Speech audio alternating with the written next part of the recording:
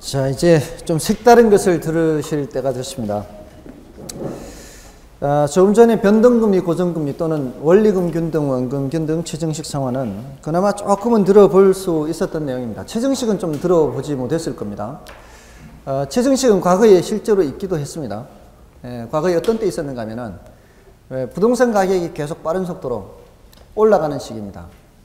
부동산 가격이 빠른 속도로 올라가는 시기에는 내가 소득이 별로 없어서요, 원리금을 갚아나가기가 부담스러운 사람들도 조금의 이자만 부담해도요, 빚이 늘어도 걱정하지 않았습니다. 왜요? 빠른 속도로 집값이 올라가기 때문에 집 팔아서 늘어나는 빚을 충분히 감당하고도 남았습니다. 그런 경우에는 그래도 할만합니다. 그리고 소득이 증가할 것이 예상되는 젊은 소득계층, 이런 사람들은 그래도 좀 할만도 하겠죠. 물론 이제 당연히 앞으로 소득 증가가 확실시되는 사람들이라 해야 되겠죠. 부부가 모두 공무원이다 이러면은 그렇게 할만도 하겠죠. 아무나 그렇게 해주지는 않겠지만 어쨌든 그런 게 과거에 한때 좀 있기는 했습니다. 근데 요즘은 좀 찾아보기 힘들고요. 근데 이제 원래 시험은 그게 나왔어요. 최정식이. 자, 근데 이제 저당 채권 유동화 제도가 있죠. 자, 요게 이제 색다른 겁니다. 요게 100페이지까지 넘어가면 어렵고요. 99페이지까지는 그래도 할만해요. 요게 좀 할만합니다. 이거는 이제 유동화라는 것인데요. 유동화, 저당 유동화 또는 저당 채권 유동화. 교재에서는 어떤 경우에는 저당 유동화라고 하기도 하고요. 어떤 경우에는 저당 채권 유동화라고 얘기를 해요. 일단 유동화라는 단어를 좀 알아야 되고요. 유동화, 유동성. 유동성이 뭐예요? 유동성. 유동성이 높다, 낮다. 앞에서 이 부동산 투자의 위험에서 유동성 위험이라는 것도 있긴 한데요. 뭐 그때는 이제 넘어갔지만 유동성이라는 단어를 들어는 보셨어요? 유동성? 유동성이 높다 또는 낮다, 어떤 경우에 그런 말을 씁니까? 유동성이 높다.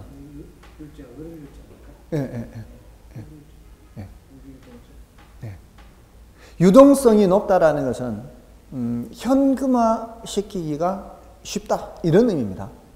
유동성이 높다 또는 현금 보유 비중이 높다, 뭐 이렇게도 볼 수 있고요. 그러니까 기업들의 경우 유동성이 높은 기업은 쉽게 쓰러지지 않습니다. 어음이 도래하더라도요, 어음을 막아야 되지 않습니까? 그럼 어음을 막으려면은 현금이 있어야 되는데 꼭 현금만은 아니어도 됩니다.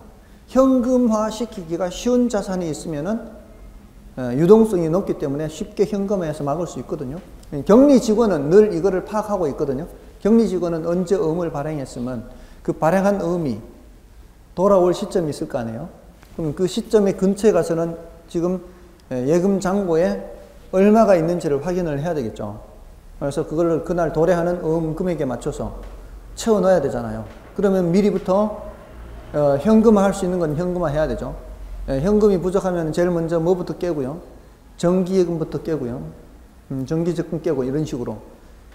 그 다음에 이것도 안 되면은요, 쉽게 현금화 시킬 수 있는 자산, 주식 같은 거 팔고요. 이런 거 손실을 덜, 지금 당장 팔았을 때 손실을 좀 덜 볼 수 있는 거 팔아야죠. 그래도 안 되면 어떻게 해요? 그 다음에는 이제 갖고 있는 재고자산 팔아야 되고요. 재고자산이라는 게 뭐 상품 같은 거요. 여러분들 옛날에 그 세운상가에 싸게 나온 상품이 있는 거 아십니까? 그게 정품이거든요, 다. 그게 왜 싸게 나오는지 아십니까? 그게 일하다 보면은 돈이 급한 그 업체들이 있잖아요. 돈이 급한 업체들이 현금화 시킬 수 있는 거는 다 현금화 시키고 더 이상 현금화 시킬 수는 없으니까 그나마 쉽게 현금화 시킬 수 있는 상품을 싼 값에, 헐값에 내놓는 거예요. 막 덤핑으로 해가지고. 급하니까, 음을 막아야 되니까.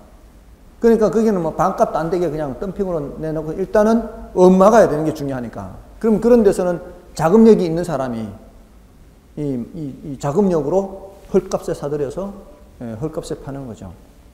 그게 그런 식으로 나왔던 겁니다. 자, 그런데 부동산은 말이에요. 부동산은 현금화 시키기가 어렵죠. 그러니까 부동산은 유동성 위험이 높다라고 하잖아요. 자, 그러면 여기 이제 유동화는 뭐냐고. 유동성 하면 이제 현금화 시킬 수 있는 정도를 말하는데, 유동화 하면은 개념은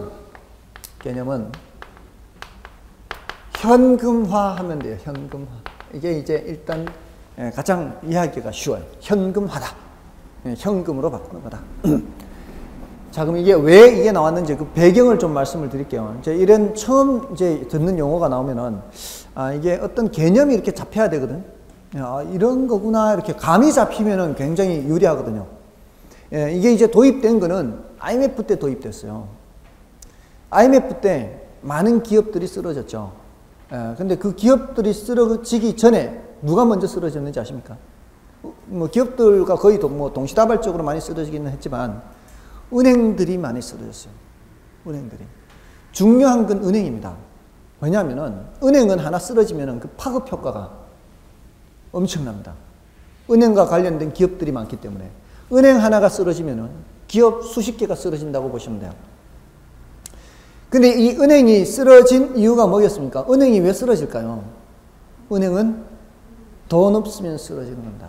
그 당시에 여러분들 혹시 기억하시는지 모르겠지만, 그 어떤 은행이 돈 없다라는 소문이 딱 들리면 어떻게 해요? 그 은행으로 전부 다 달려가가지고 현금 인출하느라고. 실제로는 멀쩡한 은행도 그런 소문이 한번 돌았다 그러면은 그날 하루아침에 문 닫아야 돼요. 바로 그냥 인출 사태가 발생하기 때문에. 그러고 보니까 IMF가 꽤 오래 전 일이라 여기 잘 모르는 친구들도 있을 것 같네. 몇 살이었어요?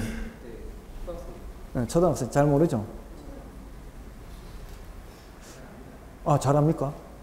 보기보다는 조금 됐는 모양이에요. 그러니까 어려 보이는데. 그 IMF 때 많은 은행들이 쓰러졌거든요. 근데 그 은행들이 현금이 없었기 때문인데, 자 보세요. 은행이 대출을 해줬잖아요. 대출을 해줬기 때문에 뭐는 갖고 있어요? 대출 채권은 갖고 있다고요. 돈이 없을 뿐이지. 수중에 돈이 없을 뿐이지 뭐는 갖고 있는 상태예요? 채권은 갖고 있단 말이에요. 근데 이 채권의 만기가 아직 도래하지 않은 거예요. 만기는 앞으로 3년, 5년이 될 수도 있고 길잖아요. 그러니까 이거를 지금 당장 현금화 시킬 수 있는 수단이 없었던 거예요. 그 당시에 이 채권을, 은행이 갖고 있는 채권을 사주는 누군가가 있었다면, 돈이 급한 은행에다가 어떻게 하는 거예요? 이 채권을 사주는 거죠. 채권을 사주면 은행이 다시 뭐를 마련할 수 있어요? 현금을 마련할 수가 있죠.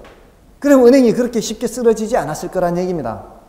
그러면은 상대적으로 적은 기업들이 쓰러졌을 거라는 거죠. 그렇게 많은 기업들이 쓰러지지 않을 거란 얘기예요. 그 당시에는 그게 없었어요. 그 제도가. 이 저당 유동화라는 제도가 바로 IMF 때 나온 겁니다. 그러니까 이제 그런 위기를 한번 겪고 나니까 앞으로 이런 사태가 다시 발생하면은 이런 은행들의 채권을 사주어서 은행들이 쉽게 현금을 마련할 수 있도록 하자는 취지에서 이 저당 유동화 제도가 도입됐던 거예요. IMF 당시에 금융기관을 위해 도입된 것이 바로 이 저당 유동화 제도입니다. 이제 개념은 그렇고요. 그 다음에 이 구조가 있어요. 구조. 원래는 이 구조에서 두 문제나 출제됐어요. 구조에서도 문제 나왔어요. 그 다음에 이제 효과. 그 다음에 저당 유동화를 통해 발행하는 증권. 이 증권은 난이도가 높습니다. 난이도가 높아서 지금 단계에서 말씀드릴 게 아니에요. 지금은 이 정도로만 알아도요. 아주 충분합니다. 자, 이 구조를 이제 말씀을 드릴 텐데요. 앞으로 이 그림을 계속 그릴 거예요. 저당 유동화라는 단어가 나오는 순간 바로 이 그림을 그려야 됩니다. 원래 두 문제가 여기서 나왔다고요. 여기서. 자, 여기가 차입자예요. 차입자. 차입자가 돈 빌린 사람이에요? 빌려준 사람이에요? 차입은 빌린 사람이에요. 여기는 대출기관, 금융기관이에요. 여기가 이제 1차 대출기관, 1차. 또는 1차 금융기관, 이렇게 얘기합니다. 자, 과거에 이렇게 이 둘만으로 이루어진 시장밖에 없었어요. 이게 이제 대출을 해주는 쪽에서 자금을 대출을 해주면은 그 반대 방향으로 채권을 가져오겠죠. 맞나요? 채권을 가져올 거예요. 이 대출을 해주면은 돈을 주는 대신에 채권을 가져오겠죠. 자, 여기서 자금 공급자가 누구예요?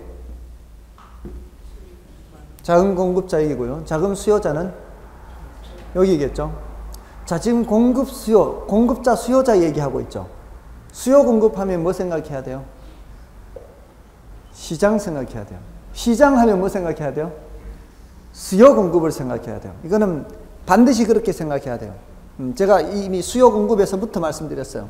수요 공급하면은 시장 생각해야 되고, 시장 하면은 수요 공급 생각해야 돼요. 지금 이게 자금 공급자 수요자예요. 얘네들로 이루어져 있다면 이거는 시장이 성립한다는 얘기입니다. 이렇게 성립되는 시장을 1차 저당 시장이라 그래요. 원래 시험에서 이걸 물었습니다.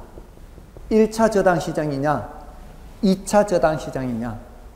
이게 금융기관의 대출과 차입으로 이루어지는, 주택을 담보로 차입을 한 자금을 차입하고 자금을 대출하는 대출기관, 이렇게 이루어진 시장이 몇 차 금융시장? 1차 금융시장 또는 1차 저당시장, 이렇게 얘기를 한다고요. 자, 과거에도 이거는 있었습니다. 과거에도 1차 저당시장은 있었어요. 근데 이 뒤가 없었던 거예요, 과거에는. 근데 이제는 뒤가 생긴 거예요. 여기가 2차 대출기관 또는 2차 금융기관, 이렇게 해요. 이제는 얘가 대출을 계속 해주다 보면은 돈이 부족해지죠. 채권은 갖고 오는데 돈은 부족해집니다. 자, 그러면은 얘가 부족한 돈을 마련하기 위해서 어떻게 한다고요? 얘가 갖고 있던 채권을 이쪽에다가 팔아요. 이쪽에다가.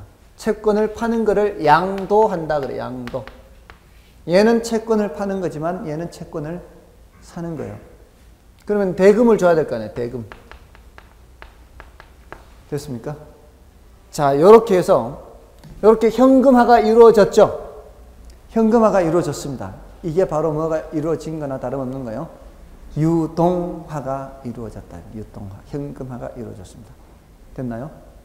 네, 이렇게 하면은 채권을 사주는 2차 금융기관, 얘네들은 돈을 계속 얘네들한테 풀어야 되죠. 그래야 사줄 거 아니에요. 그럼 얘도 계속 돈이 부족해지겠죠.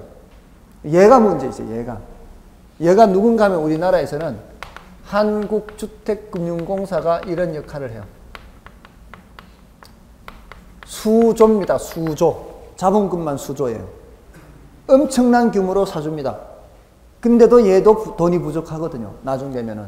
그럼 얘는 엄청난 규모의 채권 집합을 갖게 되고요. 엄청난 규모의 채권 집합을 갖는다는 얘기는 이쪽으로 돈이 그만큼 넘어갔다는 얘기예요. 그럼 얘네들도 돈 부족한 거 마련해야 될 거 아니에요. 예, 그럴 때는 이 채권 집합을 근거로 해서 증권을 만들어요. 증권. 자, 이게 좀 어렵다고요. 이런 거는 이제 나중에 하고요. 이런 쪽지를 만든다고요. 예, 쪽지를 만드는 이유가 이 덩치가 엄청난 큰 채권 집합을 통째로 사줄 누군가가 없어요. 이제 수조나 되는 거를, 또는 뭐 비슷한 것끼리 묶어도 수천억이나 되는데, 묶음을 묶어도 그걸 사줄 만한 누군가가 없어요. 그래서 이거를 증권을 만든다는 얘기는 금액 크기가 작은 쪽지로 나누는 거예요. 이론적으로는 뭐 1,000원짜리도 만들 수 있고 10,000원짜리도 만들 수 있죠. 이론적으로는 우리 주식 1,000원짜리 주식, 뭐 10,000원짜리 주식 있는 것처럼. 그렇게 하면은 이 증권을 사는 투자자들, 이 투자자들은 돈이 많지 않아도 증권을 살 수가 있거든요. 적은 돈으로도 살 수 있어요. 그래서 이제는 적은 돈을 갖고 있는 투자자들 여러 사람으로부터 자금을 모으는 셈이 되는 겁니다. 이걸 근거로 해서. 그러면은 그 대금이 이쪽으로 넘어가겠죠. 예, 그러면은 다시 돈 마련했죠. 돈 마련하면은 다시 이쪽에서 채권 사주고 넘어가고, 이론적으로는 계속 무한히 반복할 수 있어요. 근데 이 뒤쪽 요 구조는 조금 난이도가 높아요. 그래서 나중에 이건 자세히 설명을 드릴 겁니다. 그래서 여기 좀 요렇게 포함해서 여기. 자, 지금 요게 요 둘만 놓고 보면 자금 공급자고 자금 수요자죠. 요 둘만 놓고 보면은 얘가 자금 공급자고 얘가 자금 수요자거든요. 근데 결국은 얘도 자금이 부족하면은 이쪽에서 자금을 조달받아야 되잖아요. 그러면 결국 이쪽으로 넘어가는 돈은 누구 주머니에서 나오는 돈이에요? 여기서 나오는 돈이죠. 그러니까 얘네들을 뭐라고 하는가 하면은 실제로는 얘네들은 하는 역할이 중개하는 역할을 해요. 중개. 이쪽 돈이 이쪽으로 넘어가도록 중개하는 역할을 해요. 그래서 얘를 유동화 중개기관이라고 그래요. 유동화 중개기관. 이렇게. 유동화 중개기관이라고 그래요. 결국 이쪽 돈이 이쪽으로 넘어가는 거예요. 자, 그렇다면 여기가 자금 공급자가 되는 거고요. 여기가 자금 수요자가 되는 거예요. 뭔 뜻인지 아시겠죠? 자, 이쪽에서도 자금 공급자와 자금 수요자가 돼 있죠.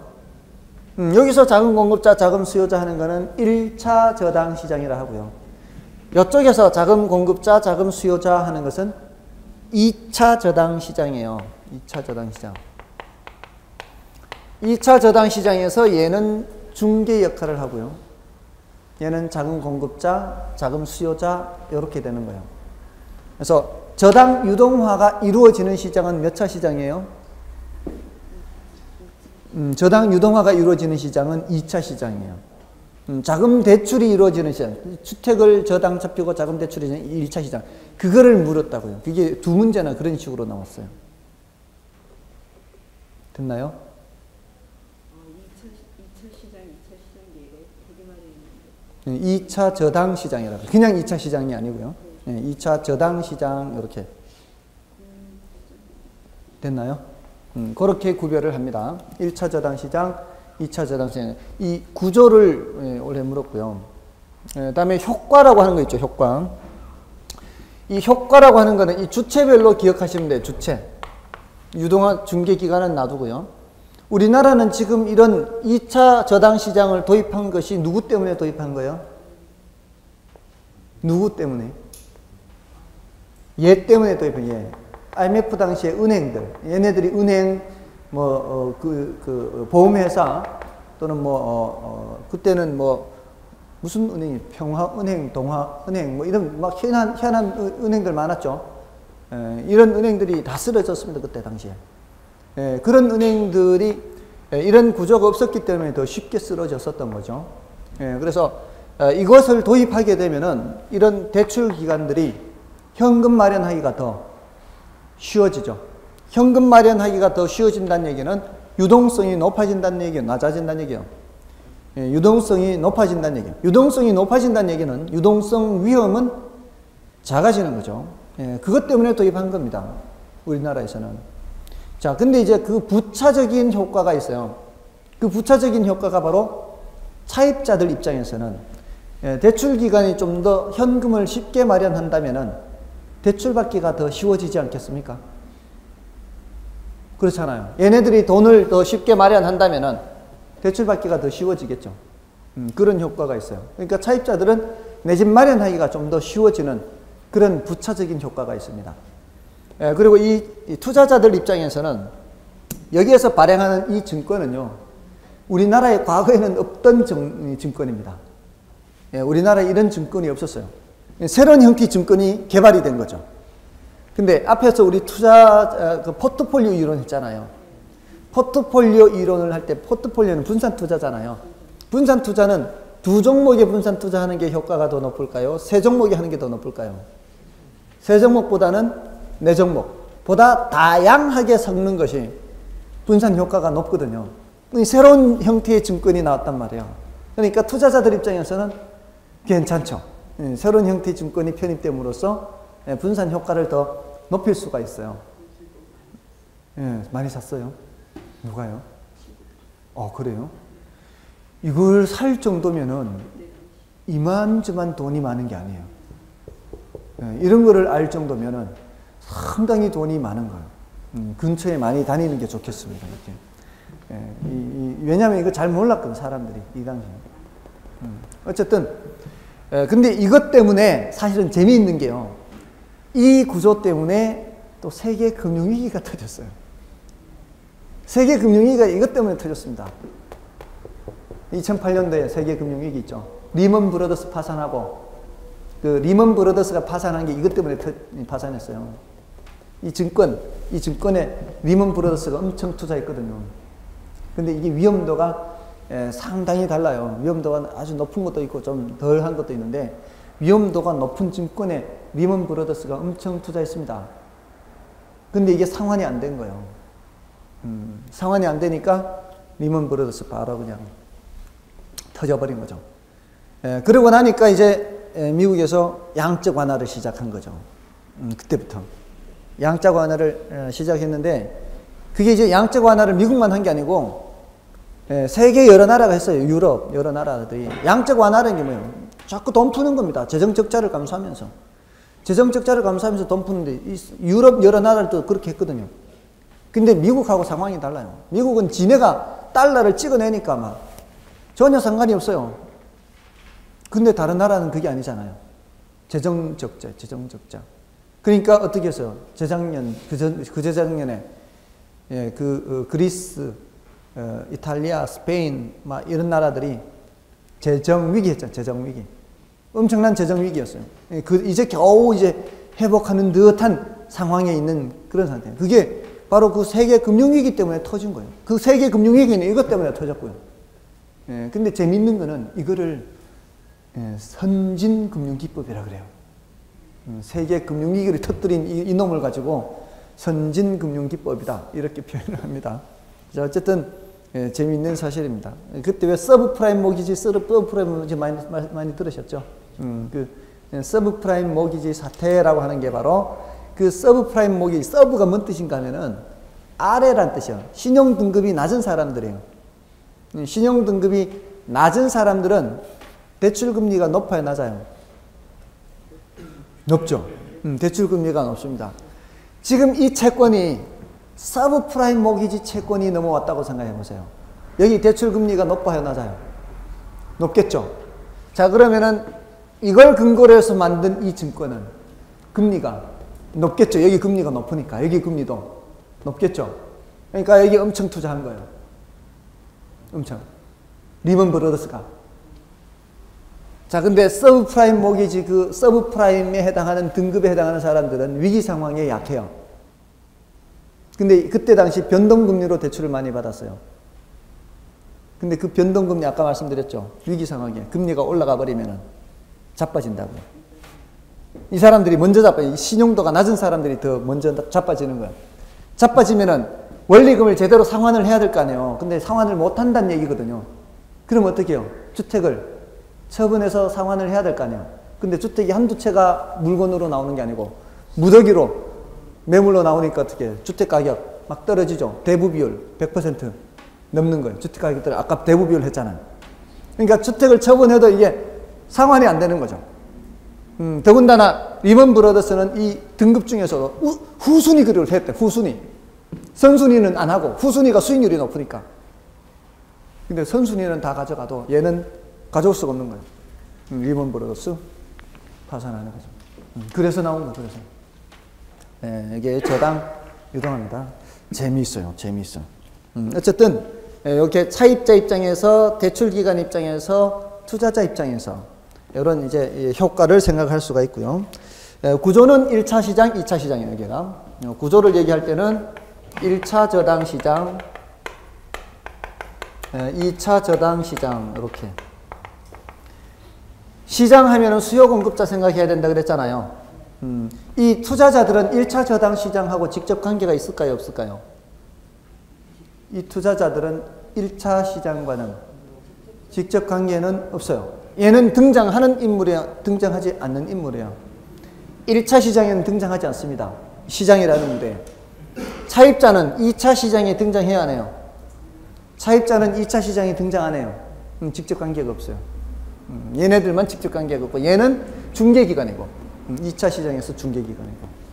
됐습니까? 그리고 이게 제가 지금 짧게 그렸죠. 이거를. 궁금하죠? 예, 궁금하죠? 예, 궁금하면 500원이에요. 이거는 나중에 나중에. 동전도 나중에. 다 이유가 있어요. 다 이유가. 다 이유가 있으니까 나중에 말씀을 드릴 거니까요.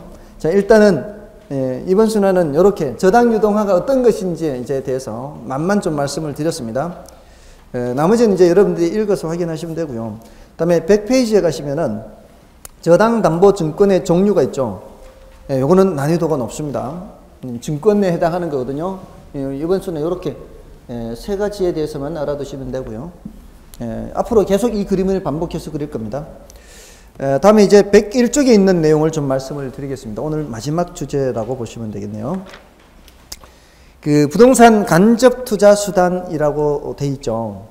그러면서 부동산 투자 회사, 그리고 알 수 없는 영어 단어가 있죠. REIT라고 하는데요. 이 REITS라고 돼 있죠. 이제 Real Estate. 참고로 써드리는 거 그냥 Real Estate Investment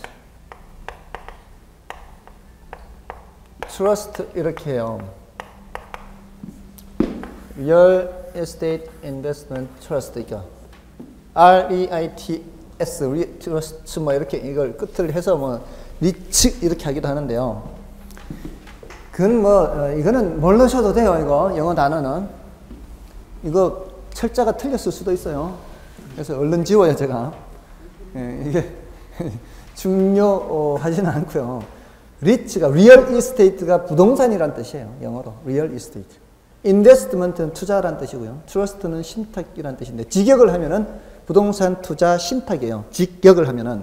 근데 이게 부동산 투자 신탁이 이제 그야말로 말 그대로 신탁형으로, 신탁이라는 게 맡기는 거잖아요. 맡겨서 운영하게끔 하는 그런 방식도 있고요. 회사를 설립해서 운영하는 방식도 있어요. 근데 우리나라에서는 회사를 설립해서 운영하는 방식이에요. 도대체 이게 뭔 소린가 할 거야 지금. 이것도 이제 풀어서 설명드리면 이제 쉽게 알 수 있어요. 자, 이것도 이제 리츠라는 것도 지금 이 저당 유동화 하면은 뭘 생각해야 돼요? 저당 유동화 하면은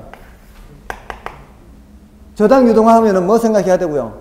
현금화 생각해야 돼요. 누가 현금화 하는 거요? 얘네들이 갖고 있는 채권을 현금화하는 저당권 또는 저당 채권이에요. 아시겠죠?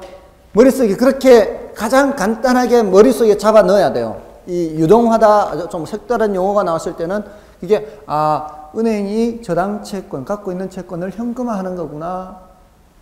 그 배경을 생각하면서 IMF 당시 배경을 생각하면서 그러면은 전반적인 걸 이해하기가 쉽다고요. 어떤 용어가 나왔을 때 그거와 관련된 이렇게 이 그림을 그리는 거죠. 아시겠죠? 그게 이제 영화 보는 거예요. 영화 볼 때처럼 이렇게. 그러면 이것도 리츠라는 말도 나왔을 때 머릿속에 뭔가가 그렇게 그려지면 되잖아요. 그 시대를 머릿속에 그려놓으면 돼요. 예, 근데 다행히도 이것도 IMF예요. 다행히도. 이것저것 하고 시대 배경이 똑같아요. 예, 시대 배경은 1997년 이후로 넘어가면 돼요. 1998년, 99년, 2000년 이때. 예, 그래서 2001년도에 이제 처음 생겨요. 그 전에 이제 막 그 입법 활동을 해야 되잖아요. 뭐 이제 제도를 연구하고 입법 활동을 해서 생긴 게 2001년. 다 그 무렵에 이게. 저당 채권 유동화 제도와 이 리츠 제도가 다 그 무렵이에요. 자, 유동화는 IMF 이후에 누구 때문에 도입됐다고요? 금융기관, 1차 금융기관, 대출기관을 위해서 도입이 됐어요. 자, 그 당시에 은행 말고도 쓰러진 데가 많다 그랬죠. 누가 많이 쓰러졌어요 또? 일반 기업들이 많이 쓰러졌잖아요. 일반 기업들, 은행도 쓰러지면 뭐 마찬가지지만 일반 기업들 쓰러지고 하면 그 당시에 나왔던 그 대표, 이 시대를 반영하는 용어가 뭐였을까요? 신문지상에 떠오르던 게. 그 당시에. IMF 하면 떠오르는 거. 구조조정. IMF 하면 구조조정 아니야. 구조조정이라는 게 뭐예요? 구조조정은요, 사람을 보세요. 여러분들 그 삼성 레미안을 어디서 만드는지 아세요? 삼성 레미안 아파트 어디서 만드는지 아세요? 그럼 당연히 삼성에서 만들지. 그렇게 대답하지 마시고 정확한 회사 이름을 말씀해 보시라고요. 네? 예, 그렇죠. 삼성건설이라는 회사가 없어요. 삼성물산입니다. 삼성물산에서 만들어요. 삼성물산이 원래 뭐 하는 회사인지 아십니까? 무역하는 회사예요. 삼성물산 무역하는 회사. 무역하는 회사인데 건설 부문이 있어요. 건설 부문. 건설 부문이 있어요. 파트가. 자, 그러면 이제 그 삼성물산 내에 사장이 있고 무슨 이사 상무 있고 뭐 이렇게 전무 있고 하잖아요. 그러면서 이쪽 분야에 뭐 상무, 저쪽 분야에 상무 이런 식으로 있을 거 아니에요. 이렇게. 자, 근데 지금 다른 쪽은 막 돈을 많이 벌어요. 다른 쪽은. 근데 삼성물산은 계속 적자야. 지금 부동산 경기가 안 좋아서. 근데 회사 이거 삼성물산 이거 재무제표 공시하잖아요. 주식시장에. 공시할 때 쟤네들 거를 따로 공시할까요? 삼성물산 거를? 하나의 회사에서는 그렇지 않다고요. 하나의 회사에서는 그러지 않는다고요. 같이 함께 공시를 한다는 거예요. 이게 재무제표를 발표할 때는. 뭐, 중요한 공시사항에 대해서는 건설 부문 쪽에서 얼마의 차입을 했다, 이런 거는 따로 할 수도 있겠지만, 근데 재무제표를 하거나 이렇게 이 회계 장부가 섞여 있으면은, 따로따로 구분이 안 돼 있으면은, 외부에서 파악하기 쉽지 않은 것들도 많아요.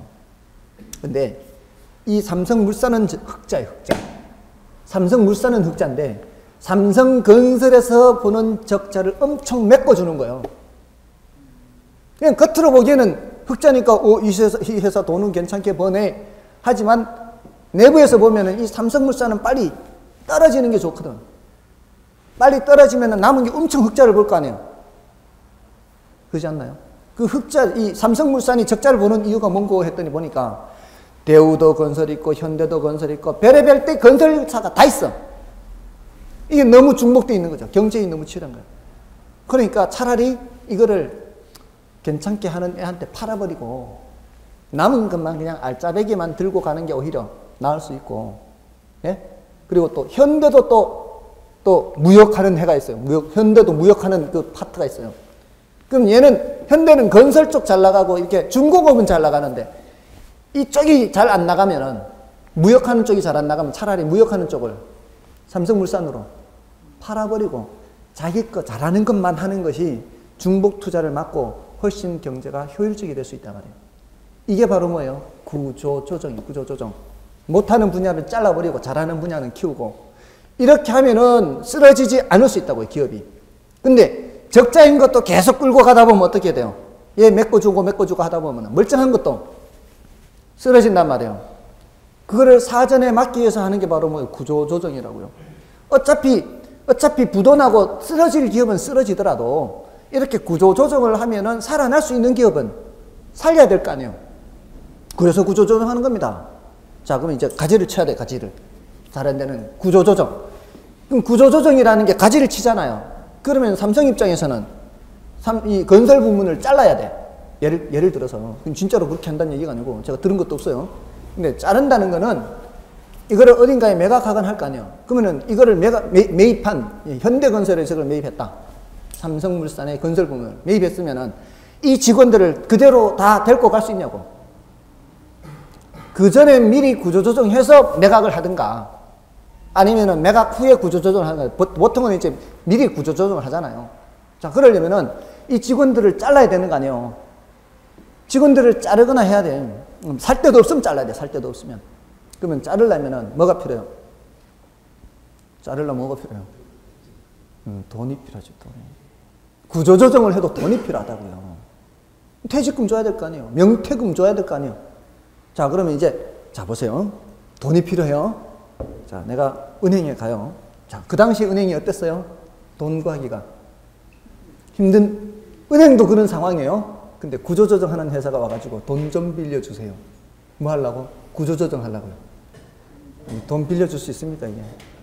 못 빌려준다고요. 구조조정하는 회사가 주식을 발행합니다. 주식을 발행하면은 그 주식 발행하는 거를 일반인들이 사겠습니까? 무섭잖아요. 구조조정 한다 그러면 이게 지금 곧 쓰러질지도 모른다 이런 생각 하잖아요. 그 당시에 기아가 구조조정 했습니다. 그래서 현대로 넘어갔잖아요. 그러면서 현대로 넘어갔잖아. 기아 구조조정할 때 주가가 얼마였는지 아십니까? 6,000원도 안 했어요. 6,000원 정도밖에 안 했어요. 6,000원. 그 당시에 저도 생각은 했어요. 살까 말까. 근데 그게요, 재작년에 6만 원 넘었거든요. 6만 원 넘었어요. 그게 10여 년 만에 10배가 됐어요. 10배가. 근데 그 당시에 섣불리 못 산다니까요. 구조조정하는 회사가 증자해가지고 주식 발행해가지고 자금 마련하려고 하는데 정말 그 대단한 사람들이 거기에 자금 투자한 사람은 그 수험생분 중에 거기 주식을 1,000만 원씩 샀는데요. 1억 됐어요. 1억. 1,000만 원씩 샀는데 한 12년 만에 1억이 됐어요. 그래서 1억 되고 딱 팔았어요. 근데 그런 사람은 대단한 배짱을 갖고 있는 사람이에요. 돈 구하기 쉽지 않습니다. 자, 보세요. 돈 빌려도 안 돼. 부채금융. 주식 발행하는 건 지분금융. 이것도 안 돼. 그럼 어떻게 해야 돼요? 구조조정 못하게? 딱 한 가지 방법이 있어요. 구조조정하는 회사가 갖고 있는 부동산을 처분하는 방법이에요. 자기가 갖고 있는 부동산 처분해서 돈 마련하는 겁니다. 이게 이제 남은 한 가지 방법이에요. 근데 문제는 이 덩치가 큽니다. 그렇죠. 회사가 갖고 있는 부동산은 수백억이에요. 최소 수십억에, 그게 수백억, 수천억도 있어요. 이런 부동산을 살 만한 사람이 있냐는 거죠. 그 당시에 부동산 가격이 많이 떨어졌거든요. 종류를 가리지 않고 뭐 주택이든 상가든 다 떨어졌습니다. 저도 타이밍은 이때다라는 생각을 했어요. 근데 돈이 있어야지, 돈이 있어야 사지. 더군다나 이거는 수백억 하는 그런 부동산이잖아요. 근데 저 같은 생각을 하는 사람이 여러 사람일 수는 있잖아요. 돈은 얼마 없지만, 몇백만 원밖에 없지만, 몇천만 원밖에 없지만, 저 같은 생각을 하는 사람이 수만 명이라면, 야, 우리 회사 하나 차리자. 돈 모으자. 돈 모아가지고 저 부동산 사자. 근데 돈 모으는데 그냥 모으는 게 아니라 회사 차리는 거죠. 예를 들어, 여러분들하고 저하고 이렇게 이런 자리가 모였다면, 여러분, 우리 회사 하나 차립시다. 에듀프로 부동산 투자 회사 해서 에듀프로 리츠라는 회사 차립시다. 그래서 우리가 뭐가 되는 거예요? 우리가 주주가 되는 거죠. 주주. 우리가 주주가 되는 거죠. 그래서 차려서 뭐 하게? 그 돈으로 저 구조조정하는 회사 부동산 사주자는 거죠. 헐값으로 나왔을 때. 자, 그러면은 누이 좋고 매부 좋은 거예요. 저 회사는 빨리 뭐를 할 수 있는 거예요? 구조조정할 수 있는 거예요. 현금 마련해서. 우리는 싼 값에 부동산을 매입할 수가 있는 거죠. 그럼 그 다음에는 이거 세놓는 건 어떡하려고? 걱정하지 않아도 돼요. 그 회사가 바로 제 임대를 하는 거예요. 그 회사가 갖고 있는 부동산을 팔고 거기에서 일은 해야 된다. 일은. 뭔 말인지 알겠죠? 그러니까 세놓는 거 걱정 안 해도 돼. 바로 사자마자 바로 뭘 계약서 쓰는 거예요? 임대차 계약서를 쓰면서 바로 임대료 수입으로 들어오는 거지. 그러니까 걔네들은 구조조정을 한다는 거는 적자 보는 사업 부문을 없애는 거잖아요. 남은 부문은 흑자 보는 데잖아요. 그러니까 돈 벌어서 임대료는 충분히 낸다 이 말이에요. 뭔 뜻인지 아시겠죠? 돈 벌어서 임대료 충분히 내는 거예요. 여기도 마찬가지. 이 건물 지금 여기서 학원에서 임대료 내면서 지금 들어왔을 거 아니에요. 거의 대부분의 경우. 만약에 이게 돈 잘 벌면 어떻게 해요? 잘 벌어서 이거를 아예 사버리는 거죠. 사서 하다가 또 사정이 어려워지면 이거 팔고 계속 또 여기서 새 들어서 사는, 뭔 뜻인지 아시겠죠? 그런 식으로 팔고 난 후에 그 자리에서 그대로 새를 들어서 살기 때문에 우리는 그걸 걱정 안 해도 돼. 임대료 수입 들어오면 그걸 우리 나눠 가지면 되고, 나중에 다시 그 회사가 잘 돼가지고 사려고 할 때는 우리가 더 비싼 값에 팔면 되거든. 그러니까 우리는 꼭 먹고 알 먹는 거죠. 임대료 수입도 얻고 나중에 시세 차익도 얻고. 자, 그러려면은 혜택을 줘야 될 거 아니에요. 구조조정하는 회사에 부동산을 사주는 자금에 대해서는 혜택을 줘야 될 거 아니에요. 그래서 생긴 법이 부동산 투자 회사법이에요. 그래서 우리나라는 이게 도입된 이유가 배경이 구조조정하는 회사의 부동산을 매입해주기 위해서 만들어진 부동산 투자 회사의 경우에는 각종 혜택을 주고 있습니다. 여러 가지 혜택을 주고 있어요. 그래서 도입된 겁니다. 그러니까 그 배경을 아는 게 중요해요. 여기 지금 뭐 별의별 얘기가 다 있지만 이렇게 읽어가지고는 왜 도입됐는지를 전혀 알 수가 없습니다. 이거는 책으로서는 알 수가 없는 내용이에요. 그거는 제가 이미 경험을 했으니까 여러분은 안 하셔도 돼요. 처음에 제가 이 리츠라는 내용을 읽고 얼마나 황당했는지 아시겠습니까?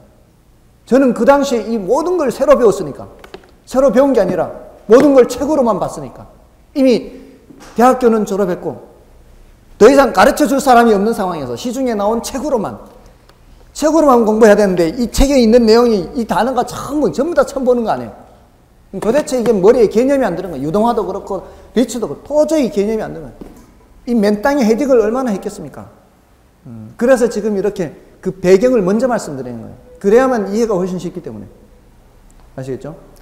어쨌든 리츠는, 우리나라는 구조 조정하는 회사의 부동산을 매입해주는 회사, 그 회사 설립을 도와주기 위해서 생긴 거고요. 우리가 리츠 하나 만든다고 생각하면 돼요. 구조 조정하는 회사의 부동산을 사주기 위해서 리츠라는 부동산 투자 회사를 하나 만든다고 생각하시면 되고, 이 유동화는 IMF 때 금융기관이 현금을 쉽게 마련하기 위해서 이렇게 만든 겁니다.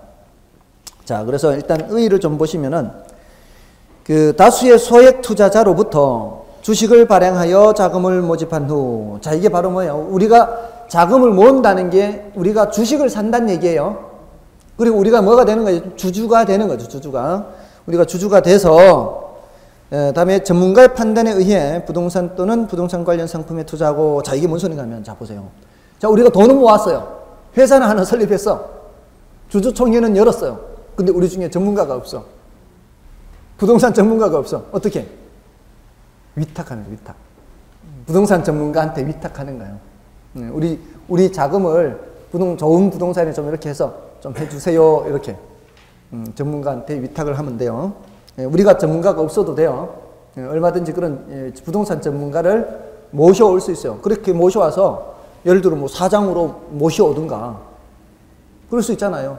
아니면 그렇지 않으면 그냥 아예 이 부동산 이 관리 회사에다가 위탁을 하든가 이렇게 해도 되니까. 그래서 부동산 또는 부동산 관련 상품에 투자하고 얻는 수익의 90% 이상을 투자자에게 배당하는 뮤추얼 펀드이다. 자, 이 뮤추얼 펀드라는 단어가 있죠. 이 뮤추얼 펀드는 이거 원래는 주식 투자에서 나오는 얘기예요. 여러분들 보통 말하는 펀드에 가입한다는 거 있죠. 그 펀드에 가입한다는 게 이제 뮤추얼 펀드라고 생각하시면 돼요. 이거는 주식 투자에서 하는 얘기고, 자, 그러면은 뮤추얼 펀드에 가입하면은 우리가 주식에 직접 투자하는 거예요? 주식에 간접 투자하는 거예요? 주식에 간접 투자하는 거죠. 자, 그러면 리츠 주식을 사면은 우리가 부동산에 직접 투자하는 거예요? 부동산에 간접 투자하는 거예요? 우리가요? 회사를 만들어서 우리는 자금을 넣을 뿐이지, 부동산에 투자하는 의사결정을 내리는 거는 그 회사 사장이나, 우리는 주주하고 회사 사장은 따로 있잖아요. 전문가 위탁하면 그 위탁하는 그 전문가가 따로 있죠. 우리는 리츠 회사의 주식을 사는 것이고, 그러면 우리는 부동산에 직접 투자하는 게 아니라 부동산에 간접 투자예요. 주식 투자인데 주식에 간접 투자고, 요거는 부동산에 간접 투자 이런 의미예요. 간접이라는 의미죠. 주식에 간접 투자, 부동산에 간접 투자 이런 의미예요. 자, 그래서 뮤추얼 펀드다, 부동산에 있어서의 뮤추얼 펀드다 이렇게 얘기를 하고요. 나머지는 이제 니은은 주식 투자이기 때문에 이게 반드시 수익을 낸다는 보장은 없습니다. 이것도 일종의 주식 투자이기 때문에 그렇게 생각하시면 되고요. 유용성에서는 지금 이게 여러 가지 유용성 있지 않습니까? 근데 지금 가장 중요한 게 없어요. 가장 중요한 게 지금 빠져 있어요. 우리나라에서는 뭐 때문에 도입된 거예요? 우리나라에서는 구조조정 수단으로서 도입된 겁니다. 구조조정 수단으로서. 우리나라에서 그게 가장 큰 이유입니다. 구조조정 수단으로서 도입됐습니다. 과거에는 이게 부동산 2년 전만 해도요, 이게 구조조정 부동산 투자 회사가 절반이었거든요. 전체 부동산 투자 회사 중에서. 근데 지금은 이제 4분의 1 정도로 줄어들었지만, 과거에는 이게 구조조정 부동산 투자 회사가 절대 다수였습니다. 그만큼 혜택이 많았고요. 이게 그 다른 종류가 좀 다양하게 구성이 안 됐었는데 이제는 한 4분의 1 정도로 줄었습니다. 자, 어쨌든 그런 정도고요. 그 가장 유용한 게 지금 구조조정 수단으로 도입된 것 요거 하고요. 나머지는 이제 여러분들이 좀 봐주시면 되겠습니다. 분류는 별로 중요하지 않습니다. 분류표는 별로 중요하지 않고요. 다음에 리츠의 종류에서 이렇게 나와 있는 거 있죠. 이거는 지금 보시면은 머리 아픕니다. 근데 이게 중요해요. 지금 동그라미 4번이 제일 중요해요. 출제가 되면 주로 여기서 출제됩니다. 근데 지금은 이거를 설명드릴 단계가 아니에요. 이게 이제 리츠가 뭐라는 것만 이제 감을 잡으시면 돼요. 아시겠죠? 이 리츠와 유동화는 이렇습니다. 유동화와 리츠는 IMF를 배경으로 해서 금융기관의 현금 마련을 도와주도록 해서 도입된 것은 유동화 제도고요. 리츠는 구조조정하는 회사의 구조조정을 도와주기 위해서 도입된 것이 리츠다. 부동산 투자 회사다. 우리가 리츠 하나 만들어서 그렇게 도와준다. 이렇게 생각하시면 됩니다. 되셨죠? 자, 오늘은 여기까지입니다. 여기까지고, 다음은 이제 7편. 이게 7편의 내용은 잡다한 내용들로 구성되어 있습니다. 좀 잡다한 내용이어서 가장 한편으로는 좀 이렇게 좀 다운할 수도 있고요. 너무 좀 잡다해서. 근데 이제 각 주제별로 한두 문제씩 출제가 되거든요. 그리고 앞에 지나갔지만 저기 어디 있는가 하면은 55쪽에 있어요. 입지 및 공간 구조 이론. 여기까지 해서 좀 말씀을 드릴 겁니다. 자, 이렇게 하고요. 여기까지 하도록 하겠습니다. 애쓰셨고요. 다음 주에 뵙겠습니다. 감사합니다.